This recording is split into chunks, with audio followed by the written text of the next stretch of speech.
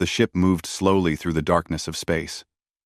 It was called the Pale Light, and it belonged to a species known as the Velni. The Velni were small creatures, with blue skin and large eyes. They were scientists and explorers. They traveled the galaxy looking for old things from dead civilizations. Captain Rova stood on the bridge and watched the empty space outside. She had been exploring for many years, but she had never seen anything like Sector 77. It was a dead zone. No ships came here. No signals reached here. It was full of broken rocks and ancient metal floating in the cold darkness. "Captain," said a voice behind her. It was Toma, the ship's language expert. He was young and nervous, but very smart. The scanners found something strange inside that asteroid. Rova turned to look at the screen. There was a large rock floating nearby. It looked normal from outside, but the scanner showed something metal hidden deep inside it. "What is it?" Rova asked. "We do not know," Toma said. "The metal is very old, maybe thousands of cycles old, but it is still giving a small power signal." Rova thought about this. Something that old should be completely dead, no power, no signal. But this thing was still working after all that time. "Prepare a team," she said. "We will go and look." Kira, the security officer, stepped forward. She was taller than most Velni, with sharp eyes and a serious face. "Captain, this could be dangerous. We do not know what is inside." "That is why we are explorers, Kira," Rova said with a small smile. "We find things that no one else can find. Get your weapons ready if you are worried." "But we are going." The team took a small shuttle to the asteroid. They cut through the rock with lasers and found a hollow space inside. It was like a cave made of stone, and in the middle of it sat a small ship. The ship was different from anything Rova had ever seen. It was made of gray metal, simple and strong. There were no curves or beautiful designs like Velni ships. This thing was built for one purpose only: to survive. "Look at these marks," Toma said, pointing his light at the side of the ship. There were strange symbols carved into the metal. "This is a language. A very old one. Can you read it?" Rova asked. "Give me time," Toma said. He took pictures and started working on his device. While he worked, the others explored the ship. Kira found a door and forced it open. Inside was a single room with a single object. A long metal box with a window on top. Rova walked closer and looked through the window. There was a creature inside. It looked almost like a Velni, but bigger, much bigger. It had pale skin and dark hair. Its eyes were closed. It was sleeping. "What is this thing?" Kira whispered. "I think," Rova said slowly, "this is a preservation pod. This creature is frozen, kept alive somehow. For how long?" Toma came running into the room. His face was excited and scared at the same time. "Captain, I read the symbols. This ship is from a planet called Earth. The creature inside is called a human, and according to the writing, this pod has been here for 12,000 cycles." Everyone went silent. 12,000 cycles. That was longer than the Velni civilization had existed. That was longer than most species in the galaxy had been traveling through space. "Humans," Kira said the word like it was poison. "I have heard stories. Old legends. They say humans were monsters. They could survive anything. They killed everything. They even killed each other until none were left." "Those are just stories," Rova said. "Stories to scare children." "Then what is this?" Kira pointed at the pod. "If humans were just stories, why is one sleeping right here in front of us?" Rova did not have an answer. She looked at the human's face through the glass. It looked peaceful, almost gentle. Not like a monster at all. "The writing says more," Toma continued. "It says this human is a male. His job was soldier. And there is a warning. It says do not open without medical help." "A soldier," Kira said. "A warrior." Captain, we should leave this thing here and never come back. Rova shook her head. Think about what you are saying, Kira. This is the greatest discovery in galactic history. A real human. Alive. Do you know what this means? We could learn so much. About their technology. Their history. How they survived. And how they died. Kira added darkly. Rova made her decision. We take the pod back to the ship. We will wake him up in our medical bay, where we can control the situation. If he is dangerous, we will put him back to sleep. Kira did not look happy, but she followed orders. They moved the heavy pod back to the shuttle and brought it onto the pale light. The whole crew gathered around the medical bay. Everyone wanted to see the ancient creature. Some were curious. Some were afraid. Some were both. Begin the waking process, Rova ordered. The medical officer, a quiet Velni named Sue, pressed buttons on the pod. Lights started to blink. A soft humming sound filled the room. The ice inside the pod began to melt. They waited. Minutes passed. Then an hour. The human's skin started to change color, becoming less pale. His chest began to move up and down. He was breathing. Then, his eyes opened. They were brown, like dark wood. They moved slowly, looking at the ceiling, then at the lights, then at the faces around him. There was no fear in those eyes. Only confusion. The human sat up slowly. His body was stiff from the long sleep. He looked at his hands, opening and closing his fingers like he was checking if they still worked. Then he spoke. His voice was rough and dry, but strong. Where am I? He asked.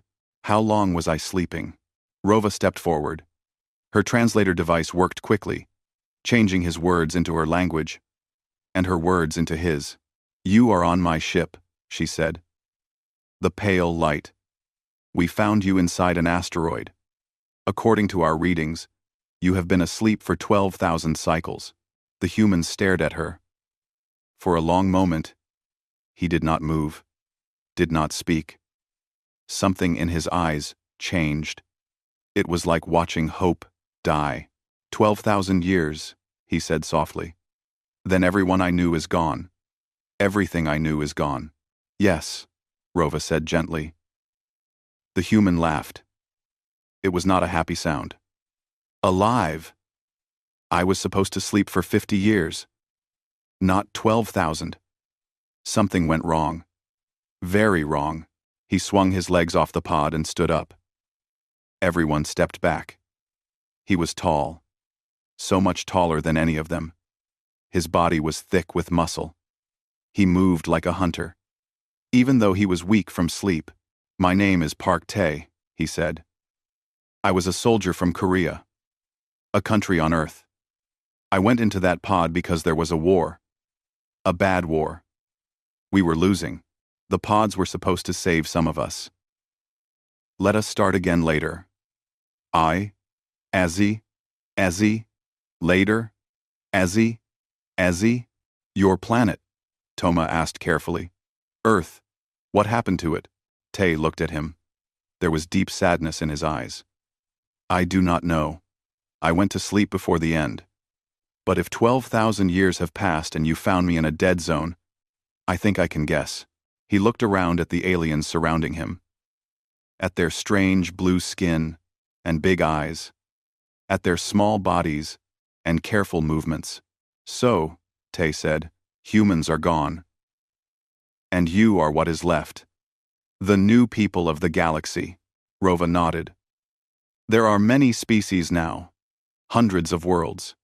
We have peace, mostly. We explore and trade and learn. Peace. Tae repeated the word like he did not understand it. That is good. We never found peace. Not really. He took a deep breath and straightened his back. Even tired and confused, he looked strong, dangerous, like a weapon that did not know it was a weapon. Thank you for waking me, he said. I do not know why you did it, but thank you. Now please, tell me everything. I have 12,000 years to catch up on. Rova looked at Kira. The security officer still had her hand on her weapon. Something had just changed. They all felt it. The galaxy had just become a different place. The last human was awake. 3 days had passed since they woke the human. In that time, the crew of the Pale Light learned things that would change everything they believed about the universe. It started with simple tests. Medical Officer Sue wanted to check if Tay was healthy after his long sleep. She asked him to lie down on the scanning bed.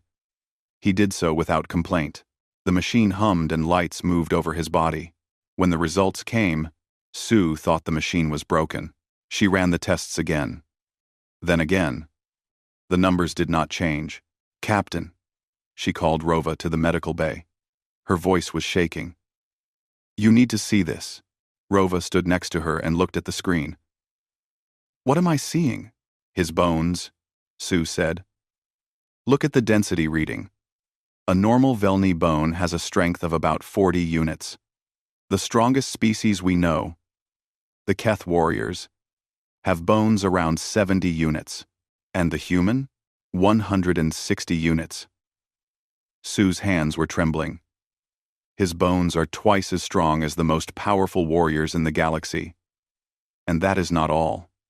Look at his muscles. The screen showed a picture of Tay's arm. The muscle fibers were thick and tightly packed. There were so many of them.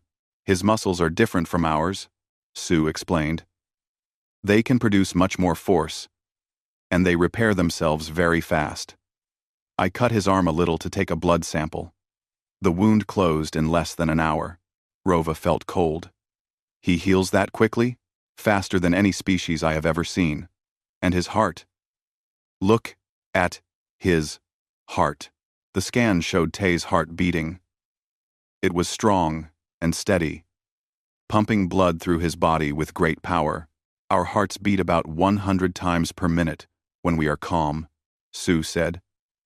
His beats only 60 times, but each beat moves 3 times more blood than ours. His whole body is like a machine built for survival. How is this possible? Rova whispered. I have a theory, Toma said. He had been standing in the corner, listening. I have been studying the old records about Earth, the planet humans came from. It was a death world. A death world? A planet with extreme conditions. Earth had very strong gravity, much stronger than our ships or most planets we live on. It also had a thick atmosphere, strong radiation from its star, and water that covered most of its surface. The creatures there evolved to survive all of this. Rova looked at Tay through the window. He was sitting on a bed, eating some food they had given him. He looked so normal, so calm. You are saying his whole species was like this? She asked. Yes. Every human was built to survive on a death world. Strong bones to handle the gravity. Strong muscles to move in the heavy air. Fast healing to survive injuries from predators. They did not even know they were special. To them, it was just normal. Rova decided to do more tests. She asked Tay if he would help them understand his body better. He agreed. I am curious too, he said. I want to know how different I am from you. The first test was simple. They wanted to check his reflexes. Sue had a small probe that moved very fast. She would swing it toward his hand, and he was supposed to try to catch it. For Velni, catching the probe was almost impossible. It moved too fast. Maybe 1 in 10 tries would succeed. Tay caught it every time. Not just caught it. He grabbed it so fast that Sue could not even see his hand move. One moment the probe was flying toward him.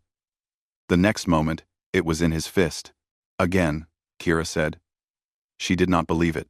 Sue tried 10 more times. Tay caught the probe 10 more times. He started to look bored. This is too easy, he said. Do you have anything faster? They did not. The second test was strength. They had a machine that measured how hard someone could push. The strongest Velni on the ship, a cargo worker named Dal, could push about 300 units of force. Tay pushed the machine and broke it. "I am sorry," he said, looking at the broken device. "I did not mean to use full strength." "That was not full strength?" Dahl asked. "No, I was being careful. I did not want to hurt myself on your machine." The crew looked at each other. No one knew what to say. The third test was the one that scared them the most. Kira suggested it. She wanted to test how the human handled gravity. The ship operated at 0.4 standard gravity. This was comfortable for Velni and most galactic species. Higher gravity was painful and dangerous for them. "We can increase the gravity in one room," Kira said. "I want to see what happens when we set it to Earth normal. 1.0 standard. GZ. 17. Rova agreed. They put Tay in a special chamber and slowly increased the gravity. At 0.6, most of the crew watching through the window had to sit down. At 0.8, Kira was struggling to stand. At 1, the Velni crew felt like they were being crushed. Their bodies were not made for this. Even watching through the window, knowing they were safe, they felt afraid. Tay stood in the middle of the chamber. He was smiling. "This feels good," he said. "This feels like home." He started to do exercises. He lay on the floor and pushed his body up with his arms. Again and again. He did not look tired. He did not look like he was struggling. "What are you doing?" Rova asked through the speaker. "Push-ups," Tay said. "It is exercise. We did this every day in the army. Usually, I would do 200 in the morning. 200. In gravity that would crush a Velni in minutes." Kira tried to enter the chamber. She wanted to prove she was not afraid. She lasted 30 seconds before she collapsed. Her legs could not hold her. Her chest felt like it was being pressed by a giant hand. Tay walked over and gently helped her out of the chamber. After that, Kira did not say humans were just stories anymore. That night, Rova found Tay sitting alone in the observation room. He was looking out at the stars. His face was sad. "May I sit with you?" she asked. "Yes." He did not look at her. Rova sat down. The chairs were too small for him, so he sat on the floor. Even sitting, he was almost as tall as she was standing. "I keep forgetting," he said quietly. "I keep thinking, I will see Earth out there somewhere. That I will go home. But there is no home anymore." "I am sorry," Rova said. "I cannot imagine how hard this must be." "Your people," Tay said. "They are afraid of me. I can see it in their eyes. They think I am a monster. They are not used to someone so strong. It scares them." Tay laughed sadly. "I am not strong. Not by human standards. I was just a regular soldier. Average in every way. There were humans much stronger than me. Much faster. Much smarter." Rova felt her stomach turn cold. "You were average?" "Yes. Middle of my unit. Nothing special." He finally looked at her. His brown eyes were deep and tired. "What kind of death world did you come from?" "That is what Kira asked me. I did not understand at first. To us, Earth was beautiful. Green forests, blue oceans, mountains and rivers and animals everywhere. We loved our planet. But it tried to kill you. Everything tried to kill us. The weather, the animals, the diseases, even the planet itself would shake and break sometimes. But we did not see it as death. We saw it as life. Hard life. But life." He looked back at the stars. "We fought our whole history, first against nature, then against each other. We got better and better at fighting. Better at surviving. Better at killing. And in the end, we killed everything, including ourselves." Rova did not know what to say. She just sat there with him in the darkness. "I do not want to be a monster," Tay said finally. "I do not want your people to fear me. I just want to find a place in this new universe. A reason to keep going." "Tay." Rova reached out and touched his hand.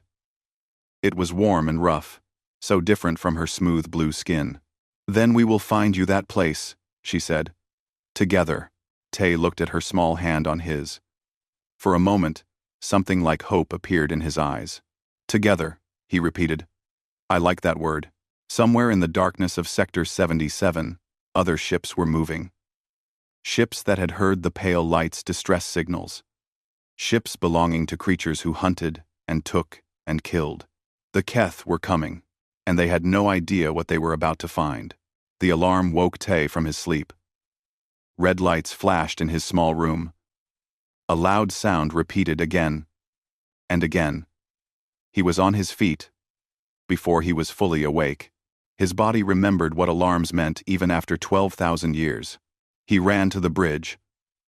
The crew was already there, all of them looking at the main screen with fear in their eyes. Rova stood at the center, her face pale. "What is happening?" Tay asked. "Keth raiders," Kira answered. Her voice was flat, like she had already accepted something terrible. 4 ships.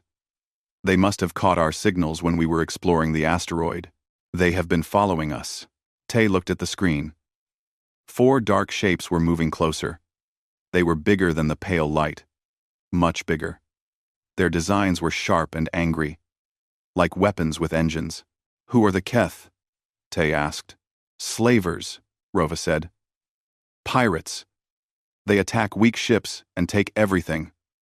Cargo. Technology. People. They sell them to other species or use them for work until they die. Can we run?" Kira shook her head. "Their ships are faster. They will catch us in less than an hour. Can we fight?" "No." Rova's voice was heavy. "We are a science ship. We have small weapons for protection against rocks and small dangers. Nothing that can hurt a Keth warship." Tay looked around the bridge. The crew was scared. Some of them were crying quietly. They knew what was coming. They had heard stories about what the Keth did to their prisoners. "How many Keth are we talking about?" Tay asked. "Each ship carries about 15 warriors," Kira said. "So maybe 60 total. They will board us, take what they want, and kill anyone who fights back. The rest will become slaves. 60 warriors." Tay nodded slowly. His face changed. The sadness he had carried since waking up was gone. Something else appeared, something cold and hard. "Where are your weapons?" he asked. Kira pointed to a storage room near the bridge. Tay walked there and opened the doors. Inside were several plasma guns and some smaller devices he did not recognize. He picked up one of the plasma guns. It was light and well made, but small in his hands. He aimed at the wall and felt the trigger.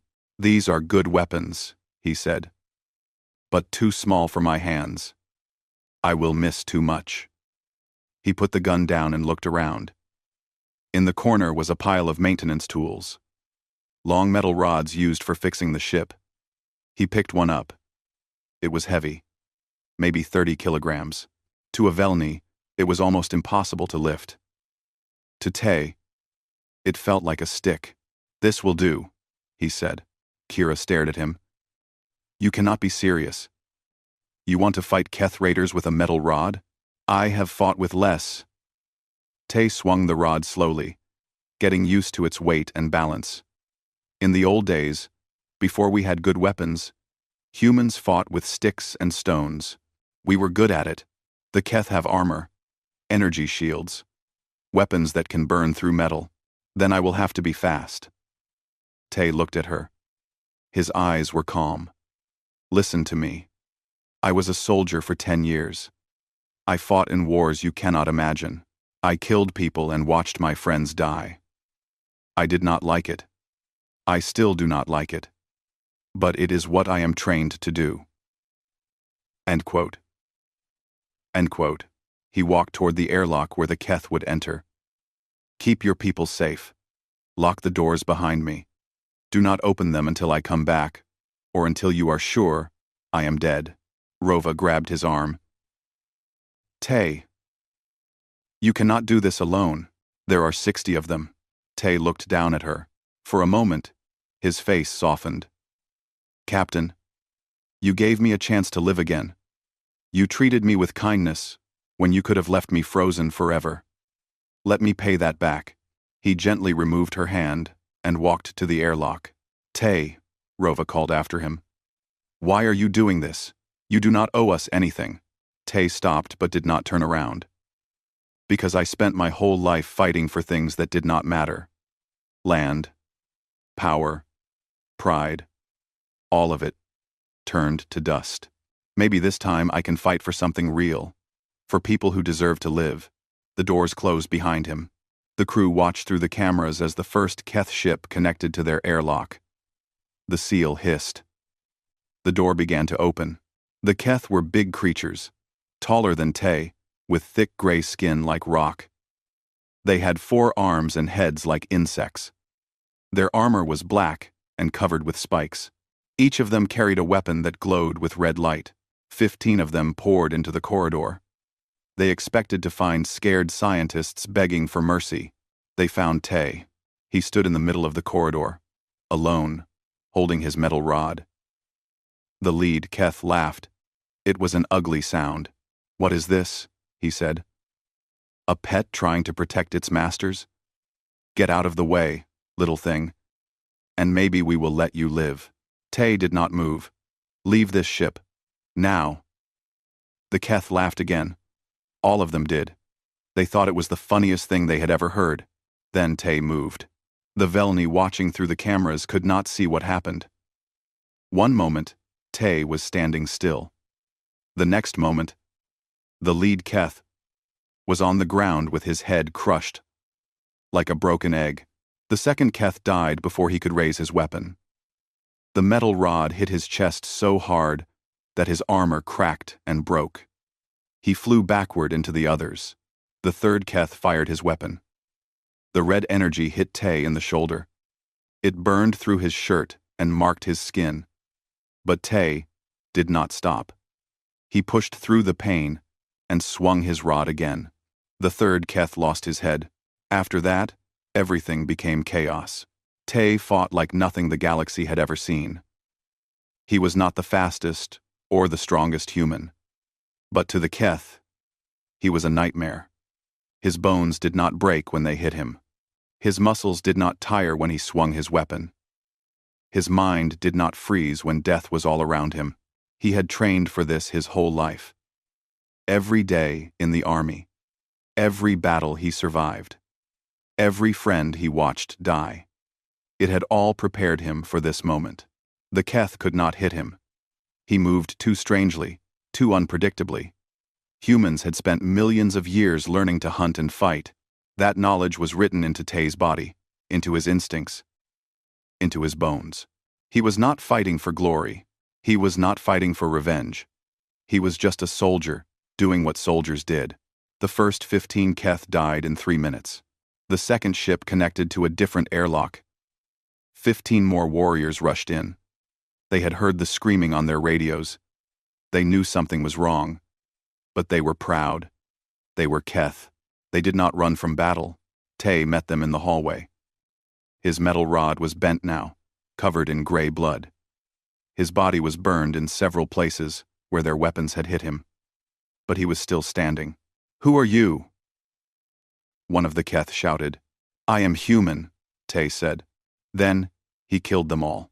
On the bridge, the crew watched in silence. Rova's hands were shaking.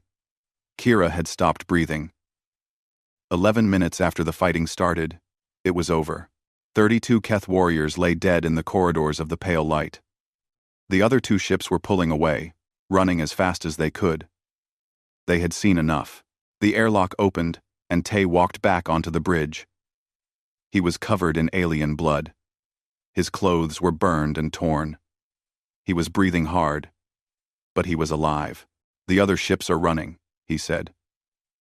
Kira stared at him like he was a ghost. You killed 32 Keth warriors. By yourself. With a rod. Tay looked at the bent metal in his hand. I did not have a gun, and your guns were too small for my hands. That is not possible. No one can do that. Tay dropped the rod. It hit the floor with a loud sound. I told you. I was just a regular soldier. Average. Nothing special. He sat down on the floor because the chairs were too small for him. His hands were shaking now. The battle calm was leaving his body. I did not want to kill them, he said quietly. I do not like killing. I never did. But they were going to hurt you. They were going to take you away and make you slaves. I could not let that happen. Rova walked over to him and knelt down. She did not care about the blood on his clothes or the burns on his skin. She just looked at his face. Thank you, she said. Tay looked at her with tired eyes. This is what I am.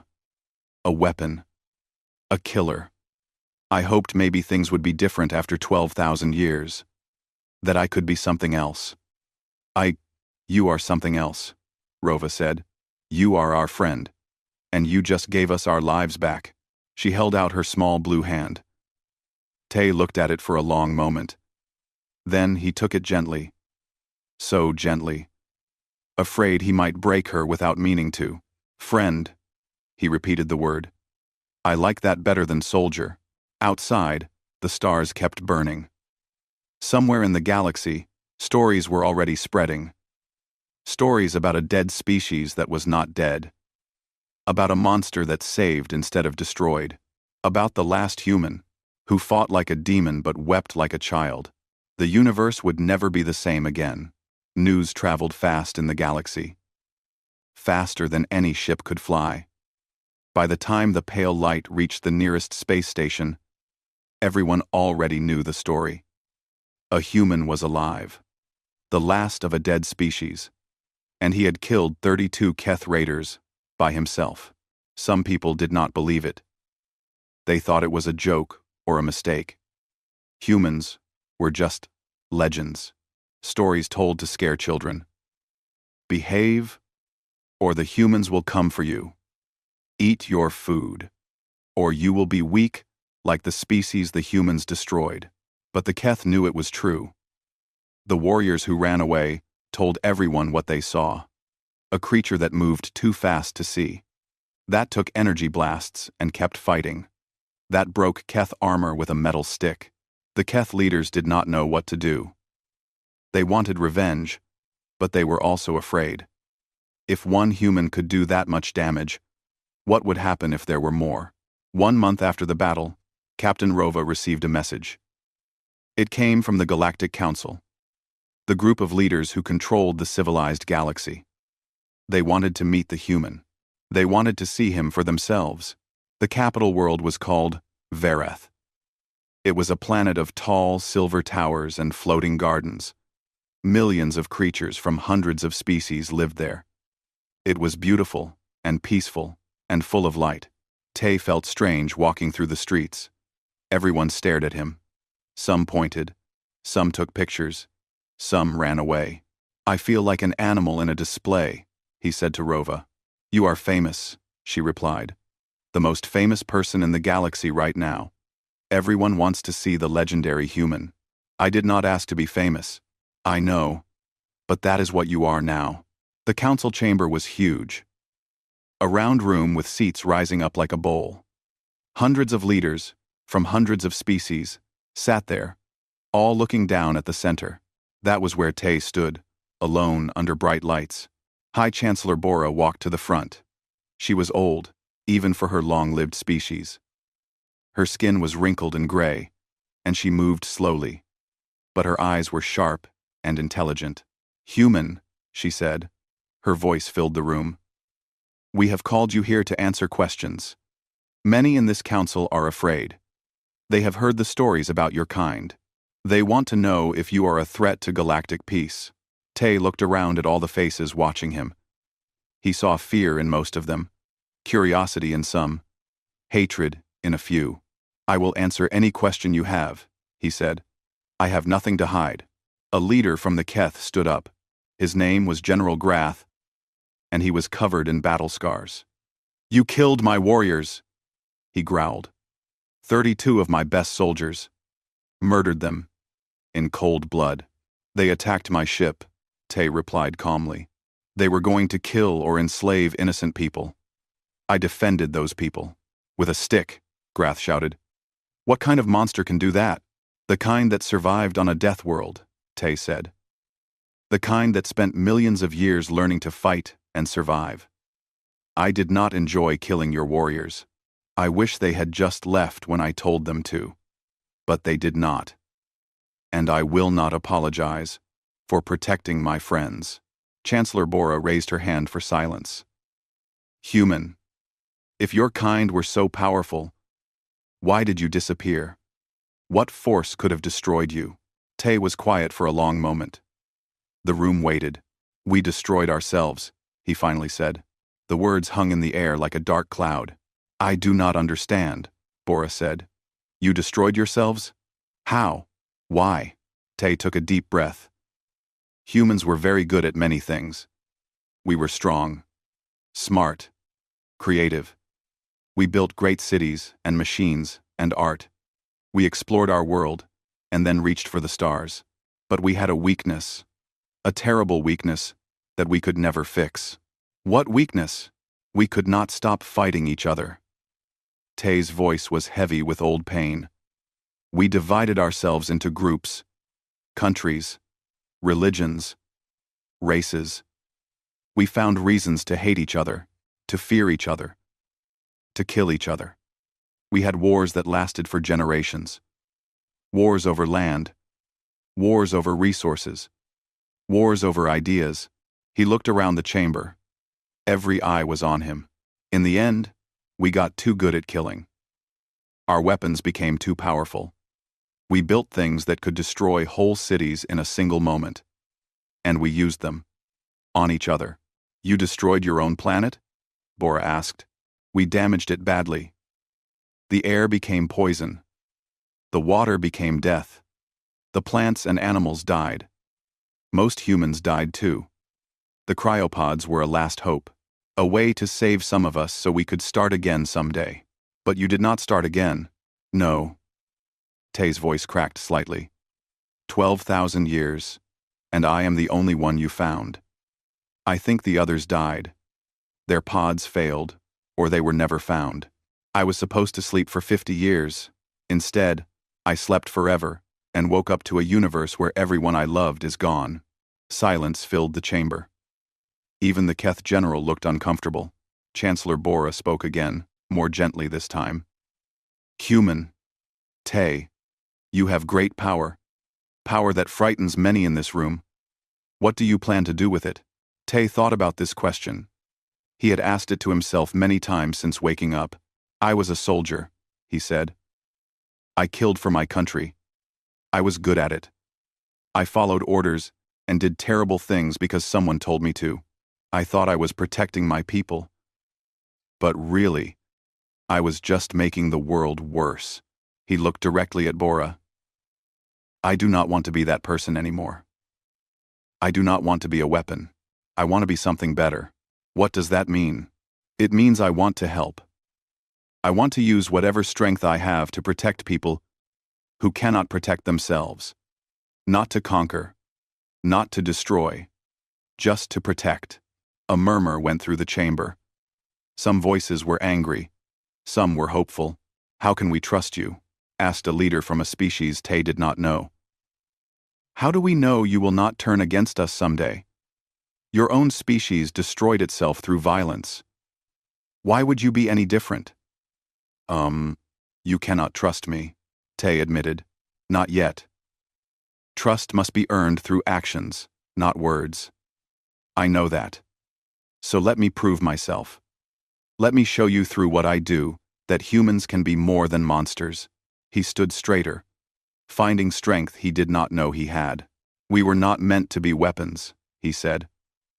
We were meant to be builders, teachers, dreamers. Somewhere along the way, we forgot that. We let fear and hatred turn us into something ugly. But I remember what we could have been.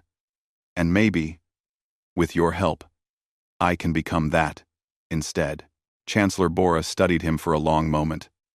Then she did something unexpected. She smiled. I believe you, she said. I have lived for many hundreds of years. I have seen liars and truth-tellers, heroes and villains. You speak like a man who carries great pain but also great hope. That is a rare thing. She turned to the council. I propose we accept the human as a citizen of the galactic community, not as a weapon to be controlled, not as a threat to be feared, but as a person with the right to prove himself through his actions. The vote was close. Many voted against. The Keth refused entirely. But in the end, enough voted yes. Tay became the first human in 12,000 years to be officially recognized as a galactic citizen. After the session ended, Rova found him standing outside the council building. He was looking up at the sky, at the 2 moons that hung over Verath. How do you feel? She asked. Scared, he admitted. Everyone is watching me now, waiting for me to become the monster they fear. What if they are right? What if I cannot change what I am? Rova stood beside him.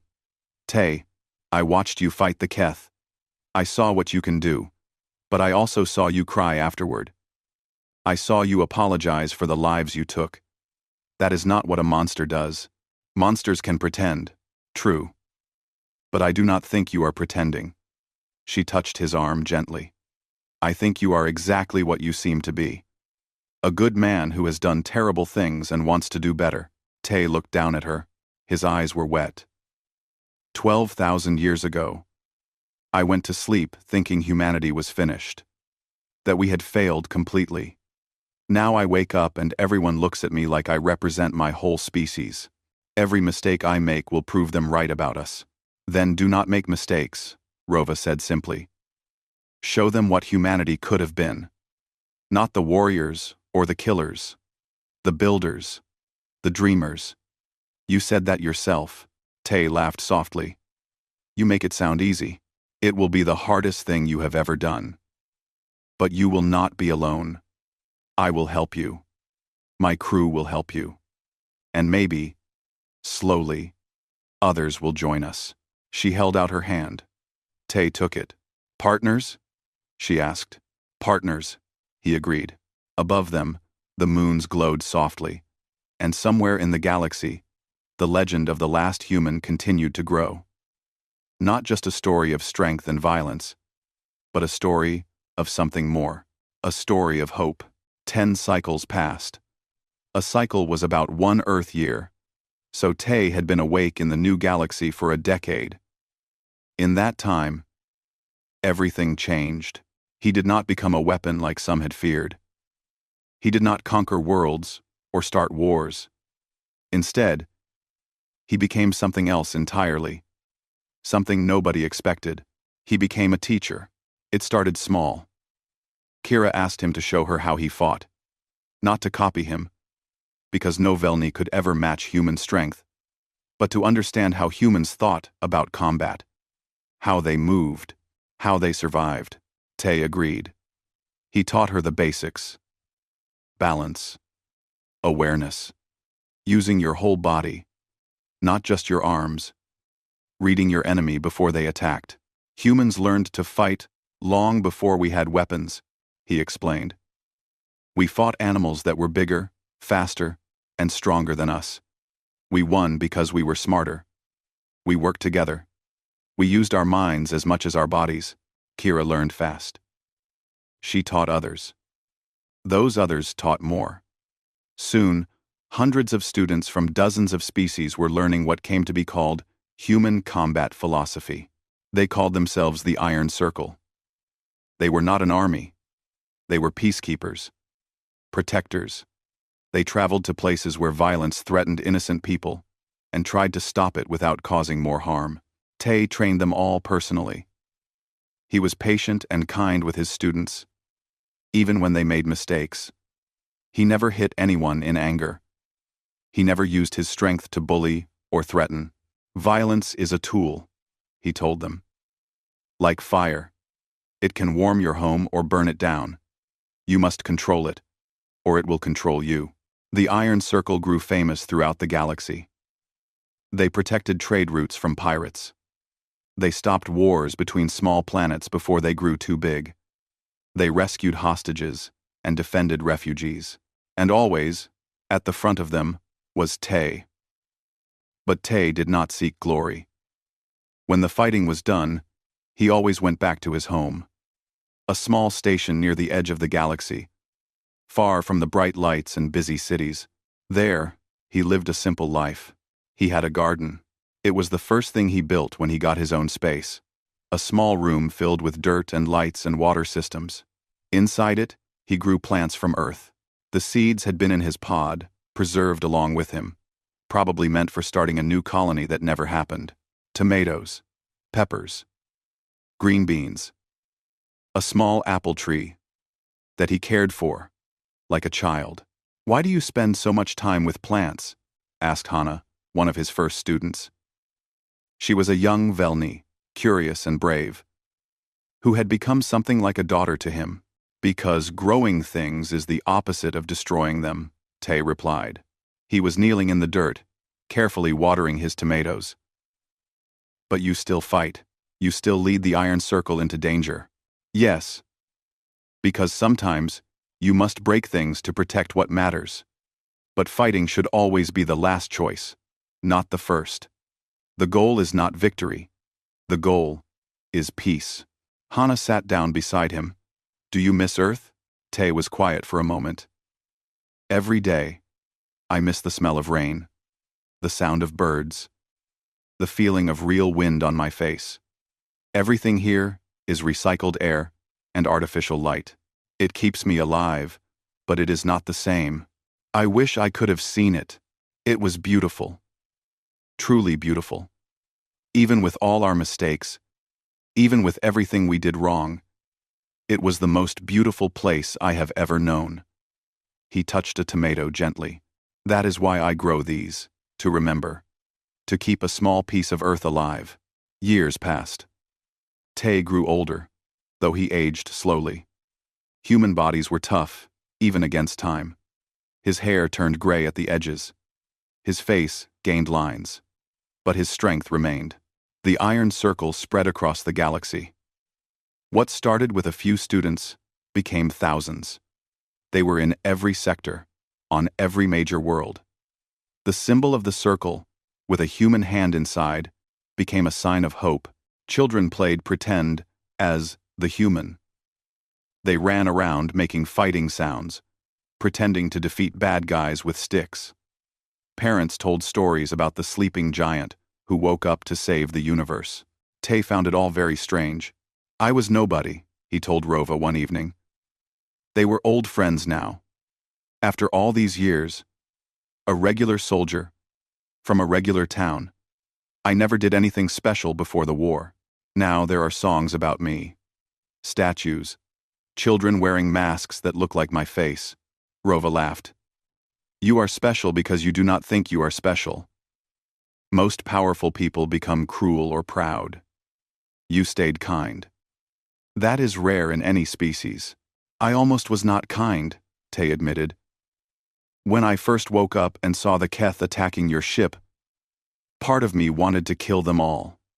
Not to protect anyone. Just because I was angry. Angry at everything. At being alone. At losing everything. I wanted to hurt something. But you did not. No. I remembered what my grandmother told me when I was young. She said that anger is a fire inside you. It can keep you warm, or it can burn you up. You have to choose." She sounds wise. She was. She survived 3 wars. Lost her husband, her home, her country. But she never became bitter. She always said that the moment you let hate control you, you have already lost. Tay looked at his wrinkled hands. The same hands that had killed so many. The same hands that now grew vegetables and trained peacekeepers. "I think about her every day," he said. "I try to live the way she would have wanted me to." One morning, Hannah came to his garden with urgent news. "The council sent a message," she said. "There is a new threat. A species called the Dominion. They have been conquering worlds at the edge of the galaxy. Millions of people are in danger." Tay stood up slowly. His joints ached more than they used to. What does the council want? They want you. They are scared. They think only you can stop the Dominion. Tay was quiet for a long time. He looked at his apple tree. It had finally grown tall after all these years. Small apples hung from its branches, green and young. I am tired of fighting, he said. I have fought my whole life. Before the cryo. After the cryo. I just want to rest. I know, Hannah said gently. But people need you. Children are dying. Families are being torn apart. The Iron Circle is strong, but we cannot face this alone. Tay closed his eyes. He thought about his grandmother. About Earth. About all the people he could not save back then. Fine, he said finally. I will go. Not because I want to fight, but because maybe I can help build something, instead of just breaking things. He walked to his room and put on his old clothes. They were patched and faded, but he liked them. They reminded him of who he was. Before he left, he stopped by the apple tree one more time. Keep growing, he told it. I will be back to see you bear fruit. Hannah walked with him to the transport ship. The Iron Circle was waiting, ready to follow him one more time. Tay, Hannah said. Why do you keep going? After everything you have been through, you could just stay here and live in peace. Tay thought about the question. The same question he had asked himself 1,000 times. Because hope is a choice, he said. Every day, you can choose to give up or keep trying. I choose to keep trying. Not because I think I can fix everything, not because I am some great hero, but because trying is better than not trying. He looked at the stars through the window. Somewhere out there, people were suffering. People who needed help. Humans made terrible mistakes, he continued. We destroyed our world and ourselves. But we also built beautiful things. Art and music and science. Kindness and love and sacrifice.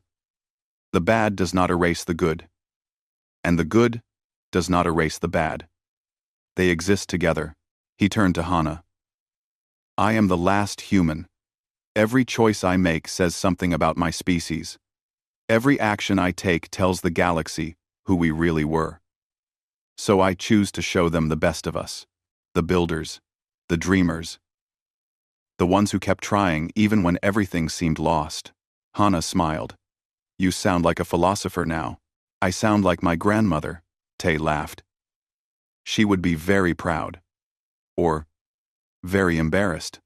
Probably both. The transport lifted off. The stars filled the window. Somewhere in the galaxy, a new challenge waited. A new chance to make things right. And the last human flew toward it, carrying the hopes of a dead species and the dreams of a living universe. Behind him, in the quiet garden, the apple tree stood tall. Patient. Growing. Waiting for him to come home.